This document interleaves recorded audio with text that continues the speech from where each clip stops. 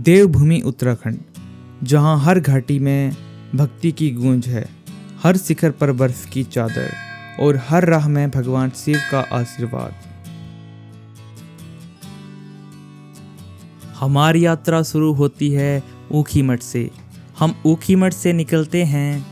पहाड़ी सड़कें, दोनों तरफ देवदार, बुरांस और चीड़ के पेड़ों की कतारें।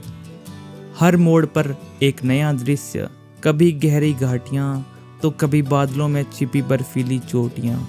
रास्ते में छोटे छोटे पहाड़ी गांव मिलते हैं, लकड़ी और पत्थर के घर जिनकी छतों पर धूप की सुनहरी चमक।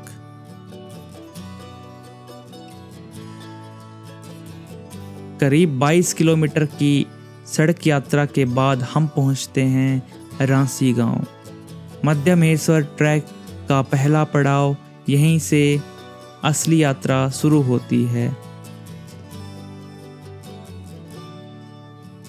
पहले 1-2 किलोमीटर में आता है अगतौली धार, जहां से घाटियों के अद्भुत नज़ारे खुल जाते हैं। यहीं से मध्य महेश का ट्रैक शुरू होता है, जो कि 16 किलोमीटर का ट्रैक है।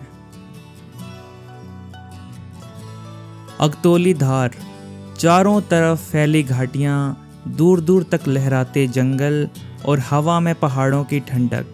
यहीं से शुरू होता है हमारा असली पर्वतीय रोमांच। रास्ता संकरा है, किनारे पे गहरी खाइयाँ और सामने घने देवदार के जंगल। जैसे ही हम चलते हैं, पगडंडी धीरे धीरे पेड़ों के साथ गायब हो जाती है।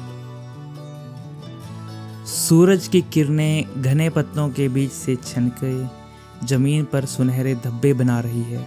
चारों तरफ सिर्फ चिड़ियों की आवाज़ और पत्तों की सरसराहट।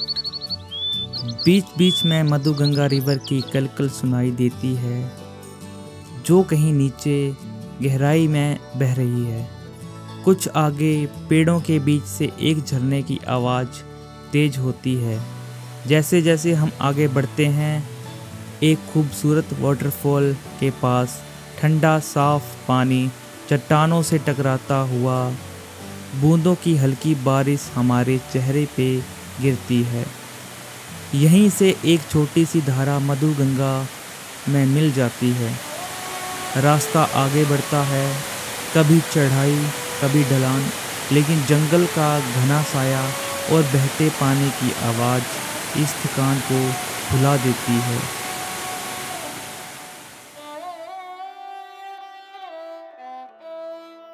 उत्तराखंड के इन गहरे जंगलों में हर एक रास्ता एक नई कहानी कहता है, और इस कहानी का अगला पड़ाव है गोंधार गांव।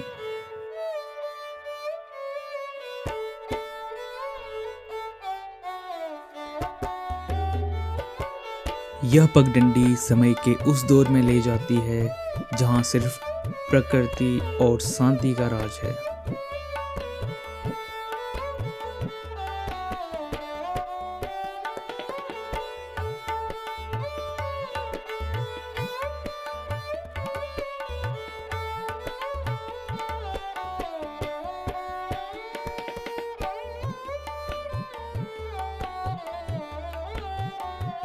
यहाँ पर ये देवी माँ का मंदिर आता है, जहाँ हमने दर्शन किए और यहाँ से हम आगे बढ़ चले गोंधार गांव की तरफ।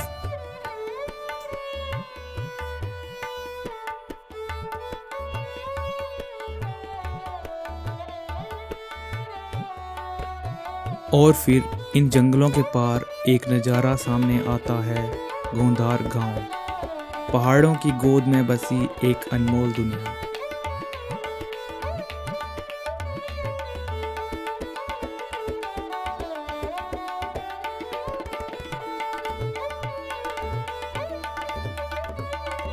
गोंधार की सुबह, वो सादगी, वो अपनापन जिसे शब्दों में बयां करना मुश्किल है। आज के नाश्ते में था गर्मा गर्म पराठा और पहाड़ों की ठंड में दिल को गरमाने वाली मैगी। मैं खाना खा ही रहा था, तभी मिले मुझे 2 नए दोस्त, भोलू और भोलू। आंखों में मासूमियत और चेहरे पे वो शरारत जो सीधा दिल जीत ले। शायद इन्हें भूख लगी थी, तो मैंने अपने नए दोस्तों को बिस्किट खिला दिए और उस पल ये गांव और भी अपना सा लगने लगा। हमें मिला प्यारा सा पहाड़ी दोस्त शेरू। ना कोई रिश्ता ना कोई पहचान, फिर भी इसने निभाया साथ ऐसा जैसे बरसों का साथी हो। शेरू सिर्फ एक कुत्ता नहीं, वो इन पहाड़ियों की आत्मा है जो हर मुसाफिर को बिना कहे अपना बना लेता है।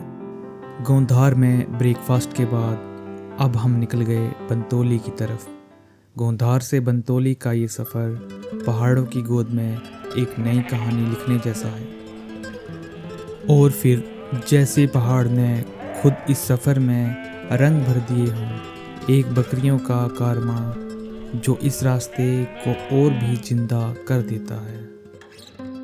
यह नदी मधुगंगा कहलाती है, जिसकी हर लहर में जैसे शिव का आशीर्वाद बह रहा हो। बीच में मिला एक पुराना लकड़ी का पुल, जिसे पार करते हुए नीचे बहती नदी का संगीत कानों में गूंजने लगता है। गोंधार से बंतोली का यह सफ़र सिर्फ एक रास्ता नहीं, बल्कि पहाड़ों की आत्मा से मिलने का निमंत्रण है। बंतोली दरअसल दो हिस्सों में बंटा है, लोअर बंतोली और अपर बंतोली। यहाँ आपको रहने और खाने पीने की सुविधा मिल जाएगी। अगर आप मद्महेश्वर की यात्रा पर आ रहे हैं तो मेरी एक सलाह ज़रूर मानिएगा। जिस दिन आप रांसी पहुँचे उसी दिन बंतोली या गोंधार गांव तक आ जाएं। यहाँ रात बिताएं और अगले दिन मद्महेश्वर का ट्रैक करें। ये आपके लिए इजी रहेगा। वैसे मैं इस ट्रैक को एक ही दिन में कवर करने वाला हूँ और हमारा आज का स्टे होगा मद्महेश्वर मंदिर के आसपास। ये रहा खडरा गांव।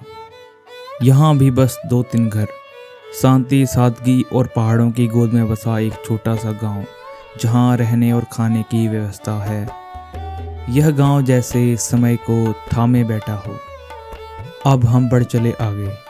ट्रेल पर चलते हुए रास्तों में जो नज़ारे मिले वो किसी स्वप्न से कम नहीं थे। हरी भरी पहाड़ियाँ, दूर तक फैली वादियाँ, ऐसा लगता है मानो दिल कहे यहीं रुक जाएं और यहीं बस जाएं। और फिर इन पहाड़ों में हमें दिखी एक छोटी सी दुकान। वहीं हमने पिया बुरांस का जूस। ठंडक और ताजगी से भर देने वाला वो स्वाद सीधे दिल में उतर गया। इन्हीं सुंदर नज़ारों के बीच हम बढ़ चले अगली मंजिल की ओर, नानू गांव।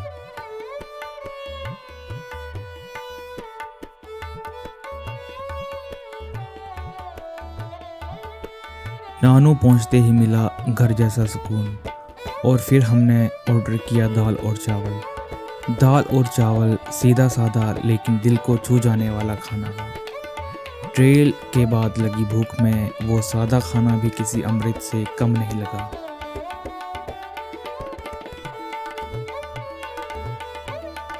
अब पेट भरा, मन तृप्त हुआ तो हम चल पड़े अपने आगे की ट्रेल मद्महेश्वर की तरफ।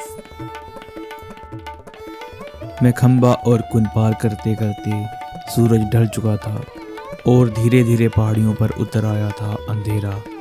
यहाँ का डेंस फॉरेस्ट हमने अंधेरे में ही पार किया।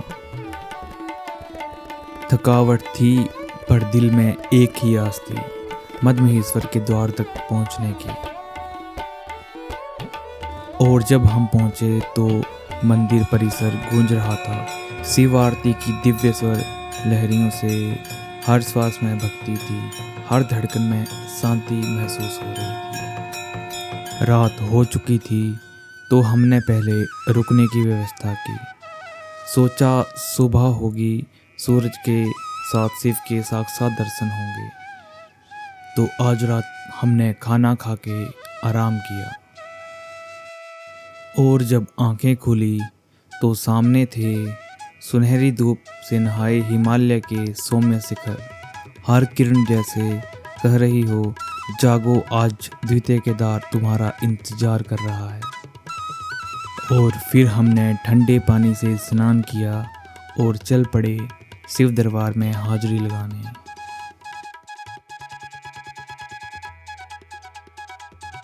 आरती का समय था, शंखनाद, घंटियों की गूंज और मंदिर के भीतर बसी दिव्यता। मन शांत था और आत्मा पुलकित। फिर हुए हमारे द्वितीय केदार मद्महेश्वर के दर्शन।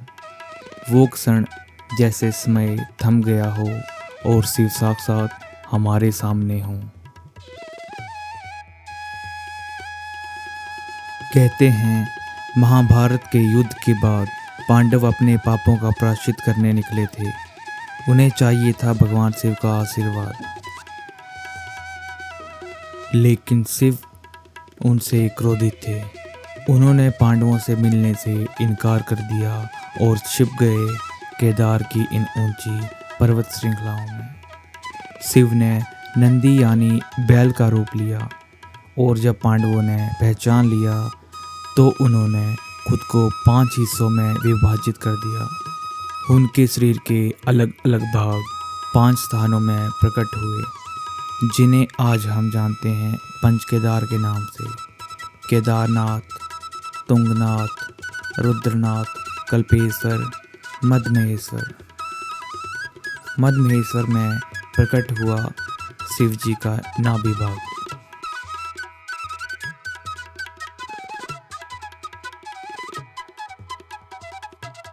दर्शन के बाद हमने वहीं पास के छोटे से किचन में सादा लेकिन आत्मा तृप्त कर देने वाला खाना खाया। कुछ ही पल बाद हम निकल पड़े बूढ़ा मद्महेश्वर की ओर। बूढ़ा मद्महेश्वर मद्महेश्वर मंदिर से लगभग 2 किलोमीटर ऊपर स्थित वो जगह जहाँ पहुँचते ही आत्मा को एक अलग शांति का अनुभव होता है। रास्ता छोटा है पर नज़ारे इतने सुंदर कि रुकने का मन करे।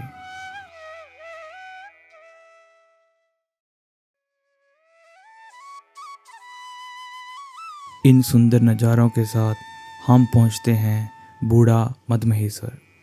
छोटा सा मंदिर, यहाँ शिवलिंग के रूप में भगवान विराजमान हैं और चारों ओर फैला है सिर्फ सुकून। मैं खाने के लिए कुछ नहीं लाया था। मेरे बैग में बिस्किट पड़े थे तो मैंने शिव जी को वही अर्पित कर दिए। और तभी मेरे पास आया ये प्यारा सा पहाड़ी कुत्ता और ये सारे बिस्किट जो शिव जी को अर्पित किए थे वो खा गया। उस पल मुझे ऐसा लगा मानो खुद शिव ने मेरे अर्पण को स्वीकार कर लिया हो, जैसे उन्होंने साक्षात मुझे दर्शन दे दिए हो।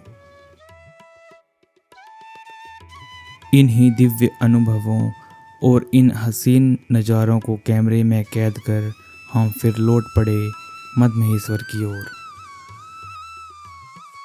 मुझे बूढ़ा मद्महेश्वर में आके ये लगा, शिव सिर्फ मंदिर में नहीं, कभी एक नज़र, कभी एक अनुभूति और कभी एक भूखे जीव में दर्शन दे देते हैं।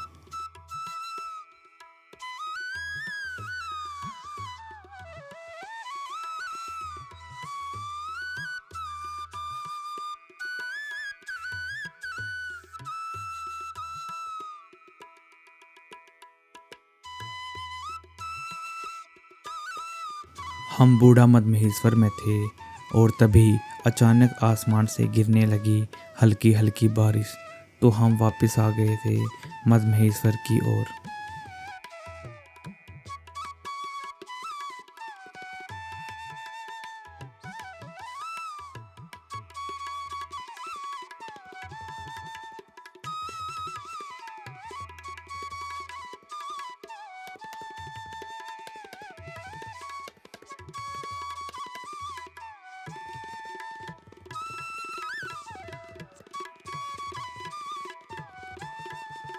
और तभी मानो शिव ने आशीर्वाद भेजा हो। हमें मिला उनका प्रसाद।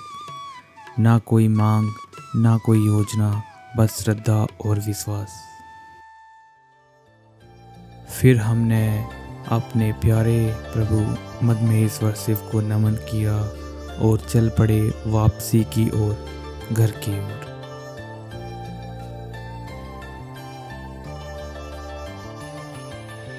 पर जो शिव को एक बार महसूस कर ले, वो उन्हें कभी पीछे नहीं छोड़ता। वो हर सांस में, हर कदम में हमेशा साथ रहते हैं। हर हर महादेव। मद्महेश्वर एक यात्रा नहीं, एक आत्मिक मिलन था।